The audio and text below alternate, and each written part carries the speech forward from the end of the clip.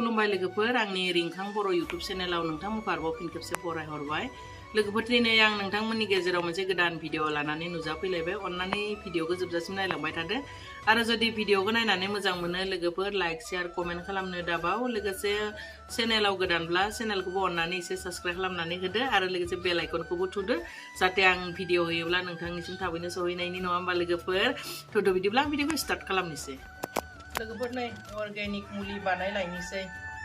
न'निनो हालदै आरामसे जावनानै देना लाबाय बारा गिदिर जायाखै हालदै लानोसै ओमफ्राय बिथिं दङ नै मा बुंगोन बे बिलाइखौ पाते गजा बुङो बेखौ पात गाजा ना पाते गजा बेखौ सुनानै आराम सुना लागोन आरो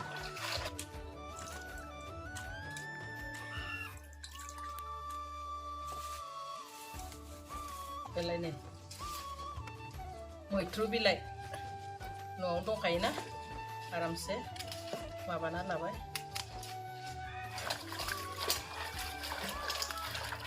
जेनेबा आरामसे सुना लाबाय दा हानिसै जों मैगं जानो हानाय बायदिनो हागोन मानोना ग्रेन्डाराव होगोन नालाय एसे फिसा खालामना लायोबा मोजां जायो बिदि हाजोबना लानोसै आङो फिसा फिसा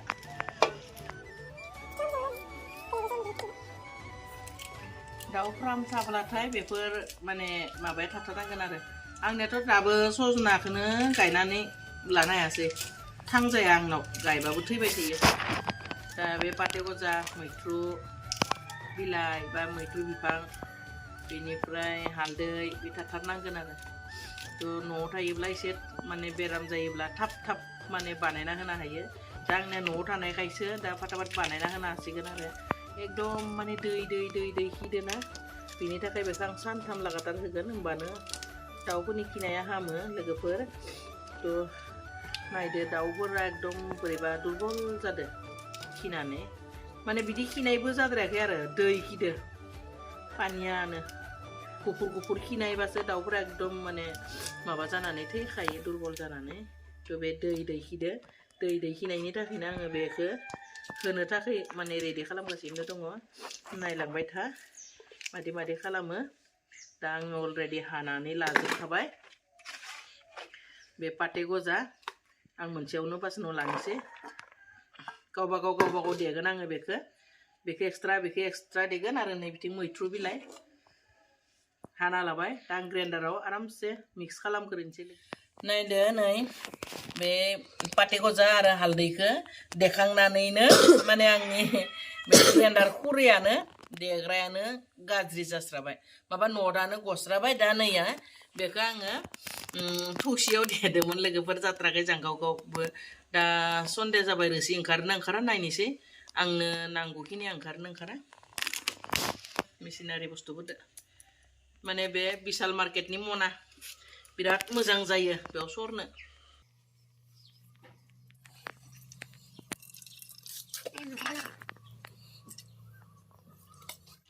आं सिगांनि भिडिअआवबो होखादोंमोन माने दाउआ खिनाय जायोबा मा होनांगौ माने गुफुर खिबाबो बेबायदि मुलि बानायना होयोब्लानो दाउआ खिनाया हामखायो सानथाम बा सानब्रै होनांगौ माने दै गलायनाङा आरो दै गलायालासिनो बेबायदि खालामनानै नांगौखिनिखौ होबानो जाबाय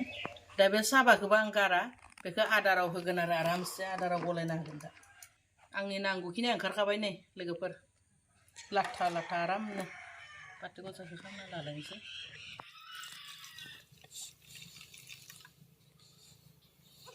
गुन्दैजों आरामसे गलायना होगोन दा बे मैथ्रुखौसो सन्देह जाबाय नङा लोगोफोर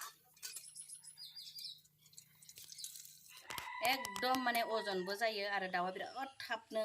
माने देरनायखौ आं आन्दाज मोनथारो आरो मैथ्रु फिथाइया बा मैथ्रु बिलाइनि माने दाउनि थाखाय मोजांखौ आं पुरा हमनो हाबाय दाउनो जुदि मैथ्रु बिलाइखौ होबाय थायोब्ला सानफ्रोमबो एसे जाहोबाय थायोब्ला माने दाउआ देरोबो आरो बेराम आजारनिफ्राय बारग'खायो आरो दाउआ गिलिर जायो लोगोफोर बेखौ एकदम पुरा आन्दाज मोनखादों आरो आङो मोजांथार मैथ्रु बिलाइया दाउनि थाखाय बेरामावबो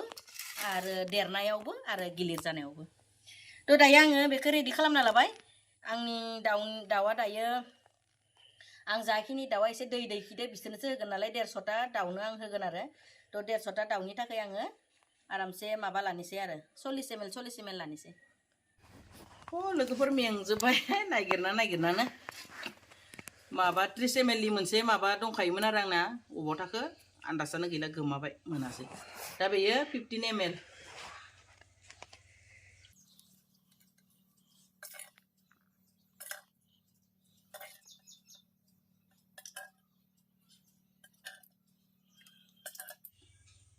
बारा जायोब्लाबो जेबो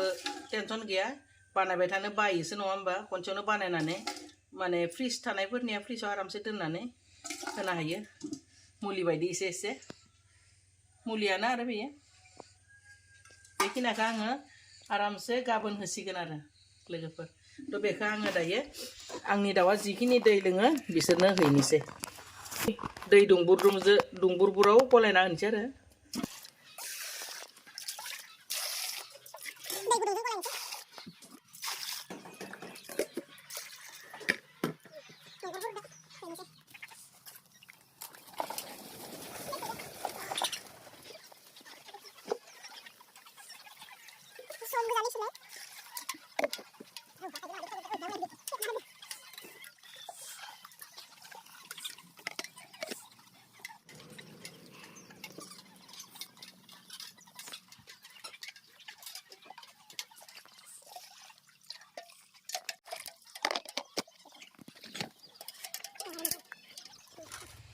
लोगोफोर नै दैखौथ' होबायनो ओमफ्राय दा नै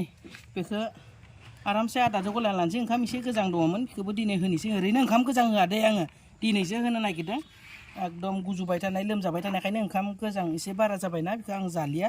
बेनिखायनो दाउनो होनोसै होननानै नै लाबाय ओंखाम गोजां होबाथाय लोमजानायनि चान्स थायो आरो आंबो एसे ल'खायसो होदो दिनैसो फार्स्ट सिगां ओंखाम संना होनायाव बिराद दाउ बेराम जायोमोन ना दा ओंखाम होयिनिफ्राय दाउ बेराम जालिया माइरं एसे होनोसै ओमफ्राय दै दुंबुरजों माने माबानोसै आरो दा मिक्स खालामना होनोसै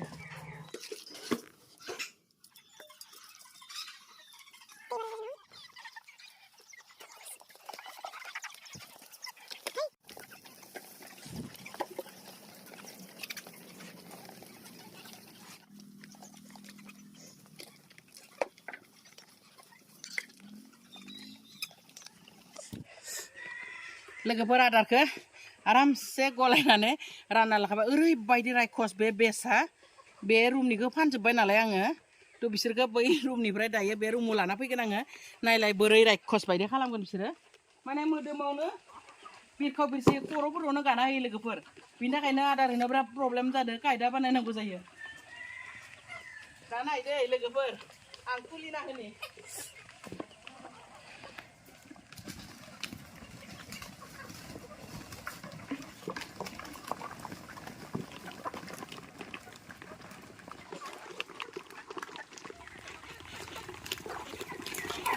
बिराद रायखस लोगोफोर एकदम गिलु बालु मेगनफोरखौ जे खेख्लाबलाबायगोन खुज्रिदलाबायगोन बिराद गिनो ओंखारो आं बे बेसखौ माने बे गिदिर आङो 13टासो दोनदों आरो जानो थाखाय मागोआव जागोन माबा बिदिनो निउ इयाराव जागोन बिदि साननानै 13टा दोन्दोंमोन फानाखैमोन दा बिसोरसो पात्ता मोना बिसोरजों जायगाखौनो मोननो नागिरा नालाय आंनि दाउआ एकदम नै बेबायदि दै खिदो आरो नै बेबायदि एकदम ओरैबायदि दै खिदो माने इमान बुरजा दाउआ जुदि बेबायदि खियोब्लाथाय एकदम जायगायानो गिसि जायो आरो बे दाउ गन्द्रायाव जेब्ला बिसोर मोनायाव हाबोना ज' बिबो खिबाथाय एखे जायगाया गिसि जानानै माने गोजांदों आरो बिसोरो थान्दा हाबनानैनो दिनैनि थैनाया दिनै फुङावहाय माने मा बुङो उन्दुथार जानानै 6टा लोगोफोर माब्रैया मोनायावनो थैखाबाय ओमफ्राय मासेया 10-11टासो बाजायाव थैबाय बिनिफ्राय मासेया एसे लेंग्रा जानानै दं आरो आं थैनायखौ खोन्थायासै आङो माने खिनायखौ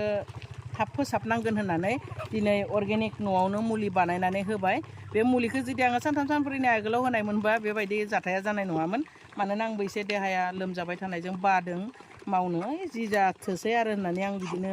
अबहेला खालामनानै थाबाय नालाय थ' दिनै बेबायदि जाबाय थ' बेखौ जानायखौ नुनानै बिदि थाब्ला जानाय नङा बिराद लस जागोन होननानै दिनै एकदम हायाब्लाबो आं लोमजाबाय थादों दाबो हायाब्लाबो आङो दिनै माने मुलिखौ बानायनानै होबाय आरो थ' बेखौनो नोंथांमोनजों शेयार खालामबाय सोरनियाबाफोर दै खिदोंब्ला बा गुफुर खिदोंब्ला बेबायदि आं जाखिनि माने मुलि खांनानै बानायबाय बेबायदि नोंथांमोनाबो बानायनानै होदो दाउ फार्म थानायफोरा होमब्लानो दाउखौ जोङो रैखा खालामनो हागोन बेखौनो बयनोबो शेयार खालामबाय बयनोबो खोन्थाबाय लोगोफोर दोननोसै बाय बाय